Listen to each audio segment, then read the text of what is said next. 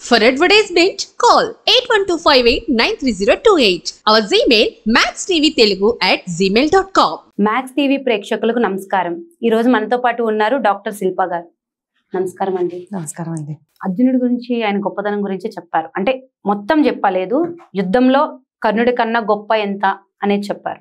ఇంకొకటి, ద్రోణాచార్యులు గారికి గురి దక్షిణ కింద ఇచ్చినది కూడా వివరించారు. మరి అలాంటి గురుదక్షిణ ఇచ్చి ద్రోణాచార్యులు గారిని గురువు కింద, అంత అద్భుత గురువు అని అతను అనుకున్నారనమాట. అనుకున్నప్పుడు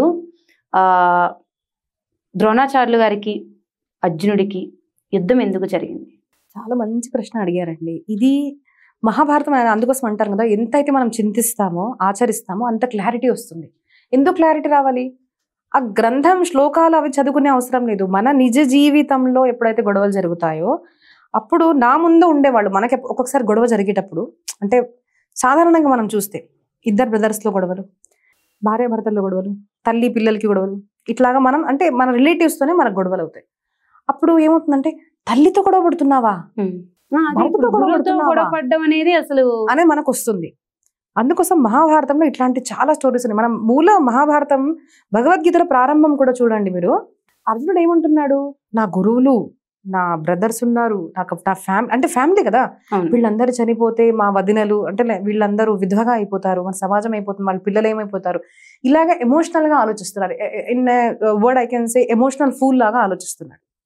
వెరస్ ఒక ఆర్మీ పర్సన్ గా, ఒక రాజుగా, ఒక క్షత్రియుడిగా, ఒక పోలీస్ ఆఫీసర్ గా ఐ కెన్ సే మనం ఏం ఆలోచించాలి? ఎవరితో అయినా సరే నా ముందు ఎవరున్నారు, తనతో నాకు రిలేషన్షిప్ అన్నది కాదు. ఎందుకు అంటే ఒక మనిషికి ఎన్నో ధర్మాలు ఉంటాయండి. ఇప్పుడు మీరు అనుకోండి, పుత్రికా ధర్మం అంటే మీరు అమ్మాయి, మీ తల్లిదండ్రుల పట్ల కూడా మీకు ఏదో ధర్మం ఉంది. పెళ్ళయింది, మీ భర్త పట్ల మీకు ఒక ధర్మం ఉంది, అంటే పత్ని ధర్మం. మీరు తల్లి, మీ పిల్లల పట్ల ఒక ధర్మం ఉంది. మీరు ఇక్కడ పనిచేస్తున్నారు, ఏదో CEO వాట్ ఎవర్, సో ఆ ధర్మం ఒకటి ఉంది. ఆఫీస్ పట్ల ఫ్రెండ్షిప్, అక్కడ ఒక ధర్మం ఉంది. సో ఒక్క సంఘటన జరిగినప్పుడు, ఇంట్లో జరిగింది అనుకోండి, పేరెంట్స్కి ఇంపార్టెన్స్ ఇవ్వాలా, భర్తకి ఇంపార్టెన్స్ ఇవ్వాలా, లేదంటే నా జాబ్కి ఇప్పుడు నేను ఇంపార్టెన్స్ ఇవ్వాలా, నా పిల్లలకి ఇవ్వాలా, ఇలాగ మనకు ద్వంద్వాలు అంటే ధర్మాల్లో మనకు డౌట్స్ వస్తుంటాయి, క్వశ్చన్ చేసుకుంటాం మనం. మొదట అయితే ధర్మము అనేసరికి చాలా మందికి రిలీజన్ అనిపిస్తుందండి. సనాతన్ ధర్మము మతము కాదు, ఎక్కడ కూడా మతం అని చెప్పలేదు. సనాతన్ ధర్మం బాగా అర్థం చేసుకుంటే ఆ person will feel very free. Actually ఏ రకమైన బంధనాలు కూడా మన దగ్గర లేవు, మనకు ఫ్రీగా వదిలేస్తాం. మీరు నిర్గుణాన్ని మీరు పూజ చేయండి, సగుణాన్ని చేయండి. ధర్మము అంటే డ్యూటీ, మనకు డ్యూటీ టీచ్ చేసేది, లా ఎలా బతకాలి, ఎలా చేయాలని నేర్పించడం మాత్రమే మనకు సనాతన ధర్మంలో వచ్చింది. సో ఇక్కడ మనం చూస్తే గురువుతో గొడవ పడుతున్నాడు మనం చూస్తున్నాం. మనం ఏం చూస్తున్నాము, గురువు శిష్యుడు అని చూస్తున్నాము. ఇక్కడ మనం చూడాల్సింది అలా కాదు, ఇంకా కొంచెం పై దృష్టితో చూడాలి. ధర్మము అధర్మము, గురువు ఉన్నప్పటికీ కూడా అధర్మ మార్గం, అధర్మం వైపు ఉన్నాడు అంటే శిష్యుడుగా నా కర్తవ్యం ఏమిటి, నేను ధర్మాన్ని రక్షించాలి. నా దగ్గరికి రెండు ఉన్నాయన్నమాట. ఒకటైతే ధర్మానికి పక్షంలో ఉన్న నేను ఒక వీరుడిని, అంటే యుద్ధం చేయాలి. సెకండ్ ఏమో నా గురువుకి నేను శిష్యుడిని. రెండిట్లో గొప్పది ఏది? ధర్మం పాటించడము. That duty is more important than this one. అవును. రాముడిది కూడా చూస్తే, రాముడు భార్య సీతని వదలలేదు. వదిలేసి ఉంటే ఇంకో పెళ్లి చేసుకునేవాడు. అంత అందగాడు, మొత్తం చక్రవర్తి రాజు అంటే ఎంతో మంది కన్యలను చేసుకోవచ్చు. భర్త రాముడు భార్య సీతను వదలలేదు, రాజా రాముడు రాణి సీతను వదిలేశాడు. అదొక టాపిక్ అనుకోండి, మనం చేద్దాం. కానీ తాత్పర్యార్థం ఏంటిదంటే, ఇలా ఎన్నో ధర్మాలు, ఎన్నో కర్తవ్యాలు మన ముందుకు వచ్చినప్పుడు which one to follow. So ఇక్కడ చేసింది ద్రోణాచార్యులు గురువు అయినప్పటికీ కూడా ఆయన చేసిన చాలా పెద్ద తప్పు ఏది అంటే, ధర్మం తెలిసినప్పటికీ కూడా అధర్మ పక్షంలో ఉండిపోయాడు. కౌరవుల వైపు ఉండిపోయాడు. అందుకోసం చూడండి, మన ద్రౌపది వస్త్రహరణ జరిగినప్పుడు చాలా మంచి ప్రసంగం. ఆయనకు బాధ కలుగుతుంది. ఒక గురువు స్థానం ఆయనది.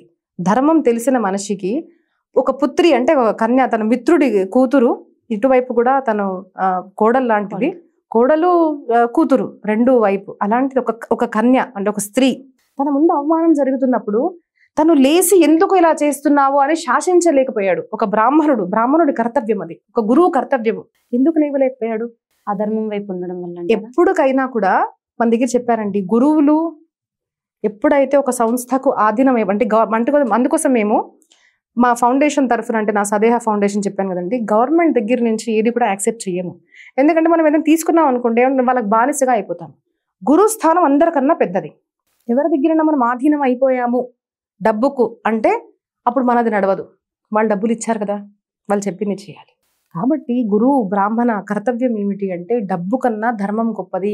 నేను ఒక మనిషికి ధర్మం చెప్పాలి అంటే అయ్యో నేను మరి ఇవన్నీ చెప్తున్నాను, నన్ను మళ్ళీ పిలుస్తారో లేదో, మళ్ళీ మ్యాక్స్ టీవీ వాళ్ళు అనుకున్నట్టు నేను చెప్పాలి అంటే నాకు చాలా వీడియోలు రావచ్చు. ఒక విషయం మీకు నచ్చకపోవచ్చు, అంతే, మీరు మళ్ళీ నన్ను పిలవరు, పర్వాలేదు, కానీ నేను ధర్మమే చెప్తాను అన్నవాడు గురు. అర్థమైందా? అలాగా ద్రోణాచార్య చేసింది ఏంటిదంటే వీళ్ళు ఉప్పు తిన్నాను కదా నేను అన్న భావనతో ధర్మము తెలిసినప్పటికీ కూడా అధర్మం వైపు తన శిష్యులకి తన ధర్మం చెప్పలేకపోయాడు. మరి అలాంటప్పుడు వీళ్ళ శిష్యుడుగా తన కర్తవ్యం గొప్పదా, తన ధర్మ రక్షణ గొప్పదా? ధర్మ రక్షణే గొప్పది. కాబట్టి మన తల్లి తండ్రి తమ్ముడు ఎవరన్నా ఉండనివ్వండి, తప్పు చేస్తున్నారు అంటే ధర్మం చెప్పడము మన కర్తవ్యము, ధర్మ మార్గంలో తీసుకెళ్లడము మన కర్తవ్యము. కాబట్టి అర్జునుడు ధర్మము అధర్మం పక్షంలో ఉన్న గురువుతో యుద్ధం చేశాడు. ధర్మం గొప్పది. ధర్మో రక్షతి రక్షితః.